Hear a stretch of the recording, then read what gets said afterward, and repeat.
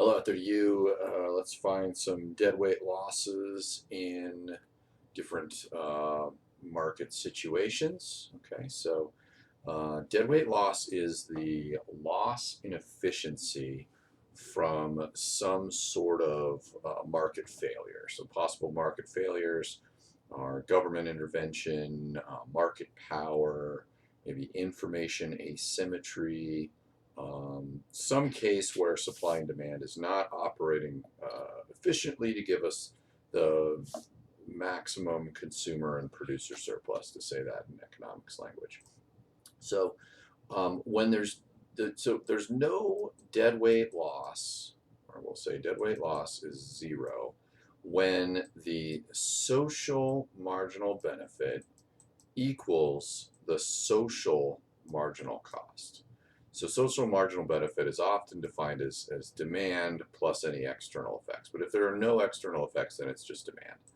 And then social marginal cost can be just supply, but it's really the when quantity demanded equals quantity supply and there's no additional effects, then we've got allocative efficiency and no deadweight loss. So here's perfect competition. It's a type of market where everybody's selling the same product. There's no monopoly power. Everybody's selling the same price. So in this case, there is no deadweight loss as long as the government leaves it alone. P star is going to be the equilibrium price. Q star is the equilibrium quantity. This would be the consumer surplus. I'll just draw that up to, well, no, I don't even have to do that. It's going to be right down to here. So this triangle right here, and then this triangle right here. This will be the producer surplus. So this triangle here, producer surplus, this triangle here. Consumer surplus, in case you need the formula, if you're taking a class where it's linear, it's just 1/2 base times height.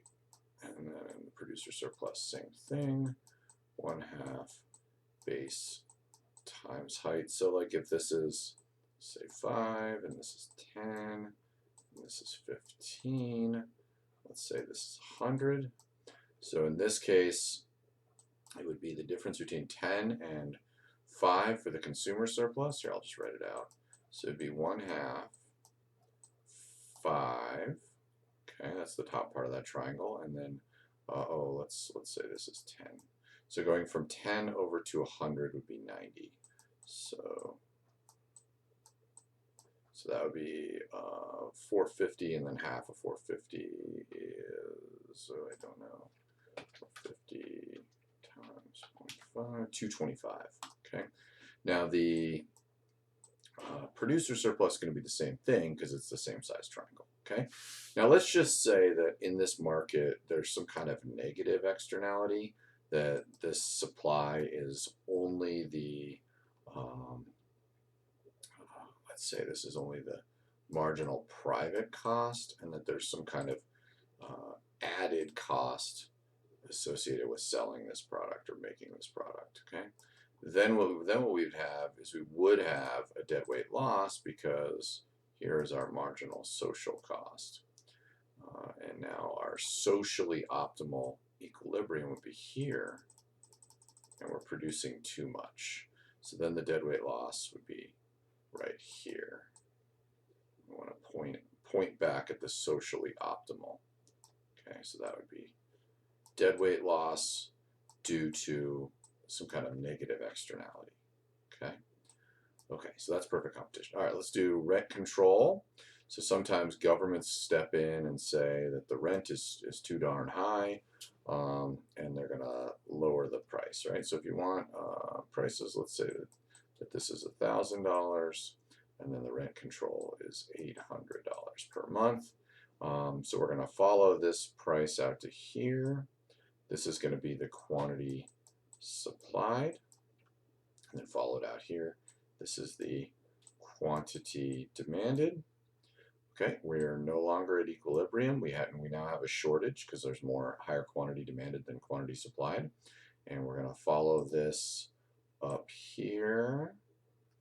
Okay, and then this would be the deadweight loss, because this is the loss in the market.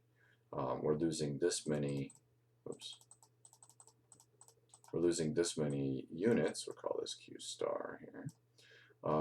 This is the loss on the unit side, and then the value for that Q quantity supplied number of units is much higher. So deadweight loss right here would be right there on a rent control. Okay. Okay, last one is monopoly. Okay, so sometimes it's said that a monopoly could profit maximize. So if you hear that term, profit maximizing monopoly is going to produce to the quantity where its marginal cost equals marginal revenue. Okay, so marginal cost equals marginal revenue right here. But then because they have some monopoly power, they're going to mark up the price. So they're going to go up to here. That's why PM is labeled like that. So in a competitive market, we'd be over here. Okay, but the monopoly is going to hold back some of the quantity in the market and sell less at a higher price. So the deadweight loss here is right there. Okay, so that's deadweight loss due to monopoly. There is a side note here. If you see that a monopoly can perfectly price discriminate, what that means is that the monopoly can sell every unit at the price that the consumer is willing to pay, so that'll effectively eliminate consumer surplus, but it also eliminates the deadweight loss. So that'll be produced to a quantity where demand equals marginal cost. So that would eliminate that shortage. We would get this many units produced, but every consumer is going to pay all the way down to their spot on the demand curve. So we'll have no deadweight loss in this situation of perfect price discrimination, but we also have no consumer surplus either. Okay, so that's how to think about deadweight loss in some different markets.